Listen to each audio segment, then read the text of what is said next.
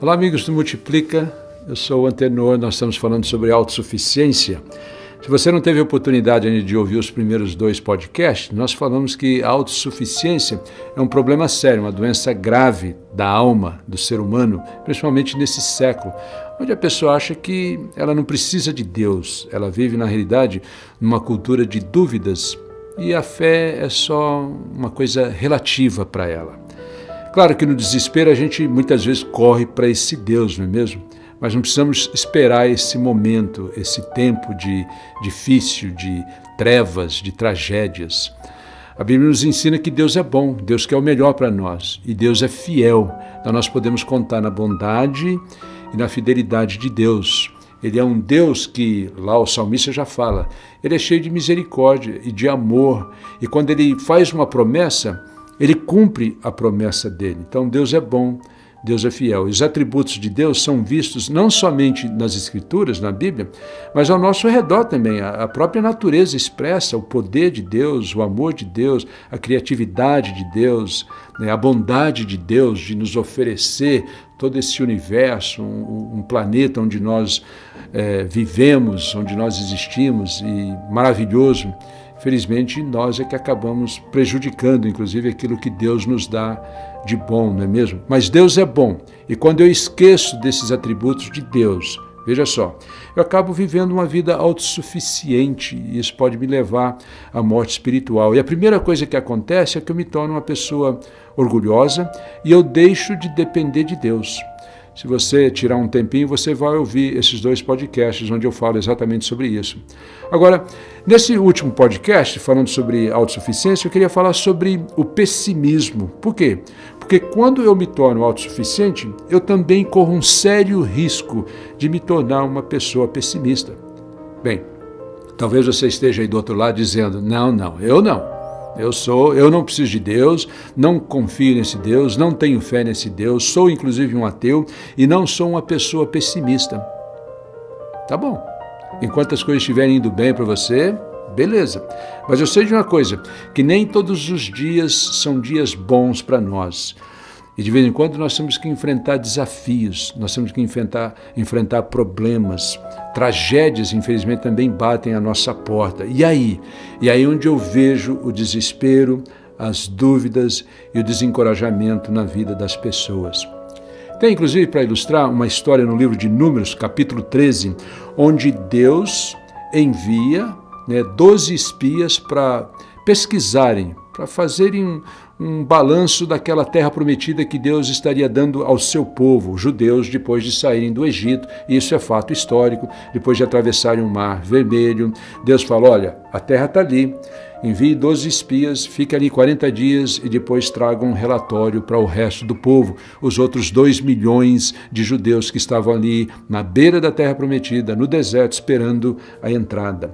Bem, o que acontece na história, no livro de Números, capítulo 13, eles voltam com notícias negativas.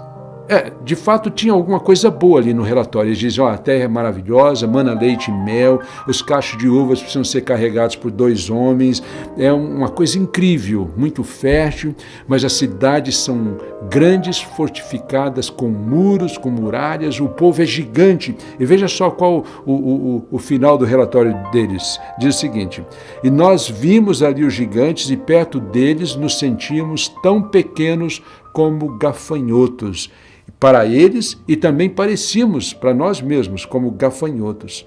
E ali você tem um complexo desenvolvido, eu chamaria de o complexo de gafanhoto, não é mesmo? Eles já tinham sido protegidos por Deus na travessia do mar, tinham sido guardados e alimentados até então ali por Deus no deserto. E Deus está falando, vamos entrar agora na terra prometida. E eles, pensando que eles teriam que fazer aquilo tudo sozinho, eles se desesperaram, eles duvidaram daquela possibilidade. Por quê? Por causa da autossuficiência. Quando você se torna autossuficiente, achando que você vai ter que fazer, você vai ter que resolver, você vai ter que travar as suas batalhas, você vai ter que conquistar sozinho, quando você se depara com um inimigo forte, uma doença grave, uma tragédia assim incalculável, incompreensível e que não tem explicação, aí então sabe o que acontece? bate então o pessimismo e você começa a se enxergar diante da situação, diante daquela circunstância, talvez como um gafanhoto, o que foi o caso daqueles judeus no livro de Números, capítulo 13.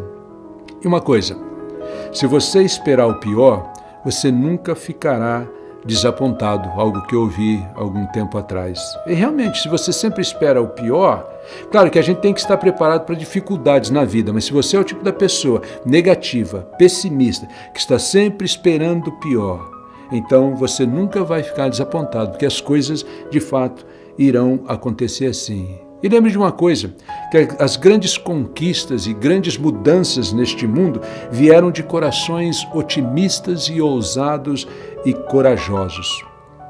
Agora pare e faça essas 3 perguntas relevantes para si mesmo. Primeiro, você confia mais em Deus hoje do que confiava vamos dizer, há um ano atrás? Você vive a sua vida hoje menos estressada e preocupada do que você vivia há um ano atrás? Você é uma pessoa mais otimista ou mais pessimista hoje? A grande prova da bondade de Deus, da fidelidade de Deus, e que você pode depender dele, que você pode sim viver com otimismo, mesmo no meio das lutas e das dificuldades, é a ressurreição de Jesus Cristo.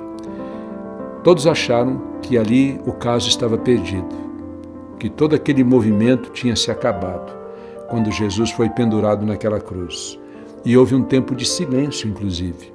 Mas o que é que aconteceu no 3º dia? A promessa de Deus foi cumprida. Ele se levantou, ele ressuscitou e ele está vivo. Então é a grande prova que eu posso sim esvaziar de mim mesmo, depender desse Deus e ser otimista, esperançoso e confiante nesse Deus. Obrigada por nos acompanhar. Continue curtindo as nossas redes sociais. Nós estamos no Facebook, YouTube e Instagram. Nós estamos querendo escutar, entender e compartilhar com você.